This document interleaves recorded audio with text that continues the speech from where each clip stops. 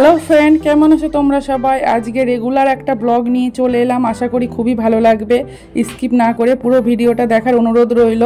আজকে আমার খুবই নিম পাতা খেতে ইচ্ছা করেছে। ছোটোবেলায় মা তো মেরে পিঠে কোনোদিনও নিম পাতা খাওয়াতে পারেনি, কিন্তু কেন জানি না খুবই খেতে ইচ্ছা করছিল। আমার একটা দিদিভাই আছে, দিদিভাইয়ের ব্লগে দেখেছিলাম নিম পাতা খেতে, মানে নিম পাতা রান্না করতে। ওই দিন থেকে ওই দিনই ভেবে নিয়েছিলাম যে আমিও একদিন করব।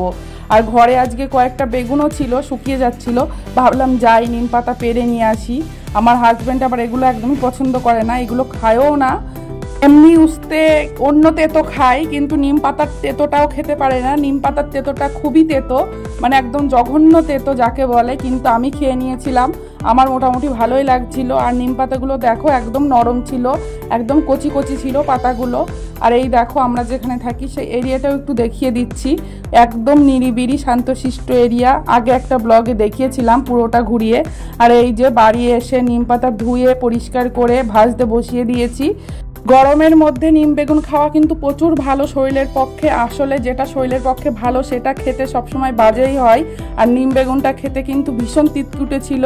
বাবুকে একটুখানি মুখের মধ্যে দিয়েছিলাম, বাবু বলছিল জাহের, মানে বিষ দিয়ে দিয়েছি মুখের মধ্যে, এরকম বলছিল। আর মুখের মধ্যে চিনি দিতে হয়েছিল, খুবই মানে মুখটা কাচুমাচু দেখার মতো হয়েছিল, আমি ভিডিওতে তুলতে পারিনি। আর দেখো আজকে কিন্তু আমি অনেক রকম রান্না করেছি। প্রথমে তো দেখলে নিম বেগুন করেছি, তারপরে এই যে লাউয়ের খোসা ভাজা করেছি চিংড়ি মাছ দিয়ে। লাউয়ের খোসা ভাজাটা খুবই ভালো লাগে আমার। আর বাবুর জন্য ডিম ভাজা করেছি, বাবু এর মধ্যে থেকে অনেক তরকারি খাবে না। সাথে একটু আলু ভাতেও করেছি, কারণ আলু ভাতেটা খেতে আমার খুবই ভালো লাগে। আর লাউ চিংড়ি করেছিলাম। আর এখন তো গরম, দই তো থাকবেই। আর এই দইটা কিন্তু আমি বাড়িতে করি, খুবই ভালো হয়, দোকানের থেকেও কিন্তু অনেক ভালো হয় খেতে। আর বাড়িতে আমি বসাই দইটা। আর আজকে দেখো অনেক রকম রান্না করেছি, আর সাথে তো ভাত আছেই, একদম ঝরঝরা ভাত। আর এখানকার চালগুলো একদম ছোট্ট ছোট্ট হয়, খুবই ভালো ভাত হয় এখানকার।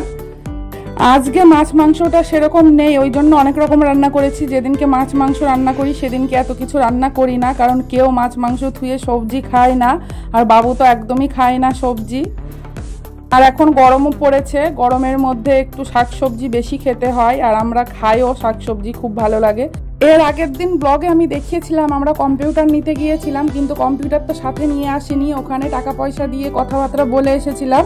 আর ওরা আজকে এসেছে কম্পিউটার সেট করে দেওয়ার জন্য, কারণ আমরা তো নিজেরা সেট করতে পারবো না। তার জন্য ওরা এসেছে, সেট করে দেবে, কম্পিউটার দিয়ে যাবে। আমাদের সংসারে নতুন একটা জিনিস নেওয়া হলো, খুবই ভালো লাগছিল। আমার একদমই নেওয়ার ইচ্ছা ছিল না, তবুও খুবই ভালো লাগছিল।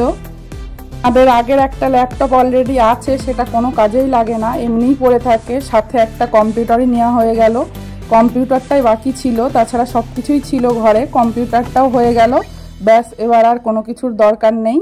একটা জিনিস কেনার পরে মনে হয় আর কোনো জিনিস দরকার নেই, আর কোনো জিনিস কিনবো না, কিন্তু সেটা ভুল। একটা না একটা জিনিস দরকার হয়ই, আর সেটাও কেনা হয়ে যায়। এরকম একটা একটা করতে ঘরে প্রচুর জিনিস হয়ে গেছে। আমাদের 2-3টে রুম, একদম জিনিসে বোঝায়। তোমাদেরকে একদিন দেখাবো ঘরগুলো। এক জায়গার থেকে আরেক জায়গায় যখন পোস্টিং যাই খুবই অসুবিধা হয়। টিভি আছে ঘরে, টিভি তো কেউ দেখে না, আমিও দেখি না, আমার হাজব্যান্ডও দেখে না, একদম অনই করি না টিভি। ফোন দেখি শুধু, আমাদের বাবুও ফোন দেখে, কার্টুন দেখতে হলে ওই ফোনেই দেখে। টিভি কেউ অনই করি না, মনে হয় 5-6 দিনেও একদিন টিভি অন হয় না আমাদের। এখন তো ইউটিউবে ঢুকে আরও টাইম পাই না টিভি দেখার। আগে তো মুভি দেখতাম রাত জেগে জেগে, রাত 10টার থেকে শুরু করতাম একটা মুভি দেখা, রাত 2-3টে পর্যন্তও মুভি দেখতাম। কিন্তু এখন এই যেটুকু টাইম পাই এই ইউটিউবে ফোন নিয়েই বসে থাকি। আমার হাজব্যান্ড এখানে রাগারাগি করছিল, বলছিল ভিডিও করা বন্ধ দিয়ে ওদের জন্য জলখাবার চা বানাও, গিয়ে যাও। আমি বলছি এখনও তো সেট করতে, সব কিছু করতে দেখাতে টাইম লাগবে, আমি গিয়ে বানাচ্ছি। আরও রেগে যাচ্ছে।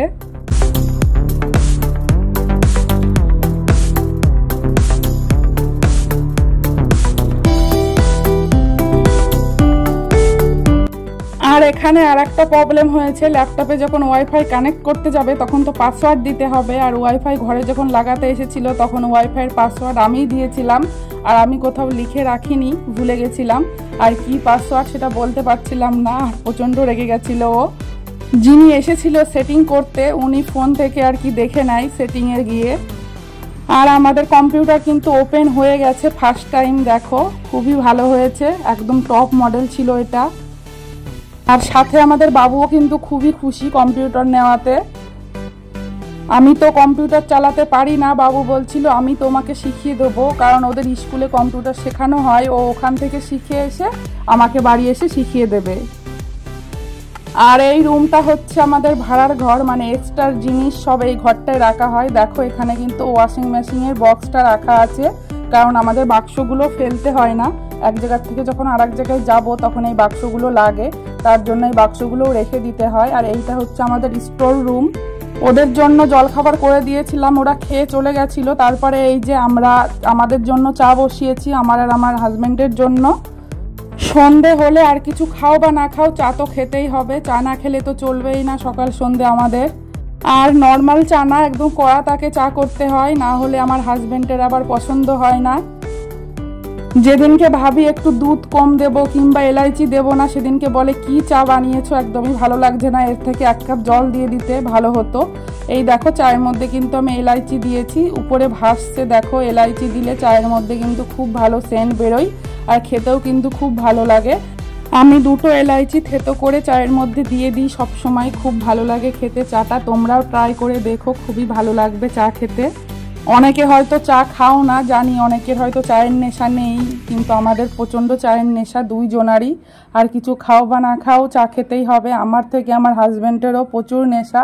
আমি তো দিনে 2 বার খাই, সকালে আর বিকালে। আমার হাজব্যান্ড অনেকবার খায়, অফিসে থাকলে যে কতবার খায় তার কোনো ঠিক নেই। দেখো সাথে একটু মুড়িও মাখিয়ে নিয়েছি। আগের দিন দেখিয়েছিলাম দোকানের মুড়ি মাখা, কিন্তু আমার মুড়ি মাখাটাও কম টেস্ট হয়নি। এর মধ্যে অনেক পরিমাণে বাদাম, চানাচুর, লঙ্কা কুচি, পেঁয়াজ কুচি দেওয়া হয়েছে, সাথে একটু আদা কুচিও দিয়ে দিয়েছি, প্রচুর টেস্ট হয়েছিল।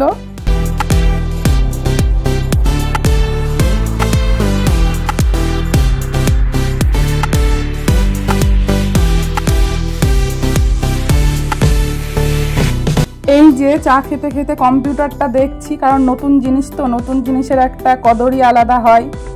আর ফার্স্টে আমার ভিডিও চালানো হয়েছে, দেখো আমার চ্যানেলের ভিডিও।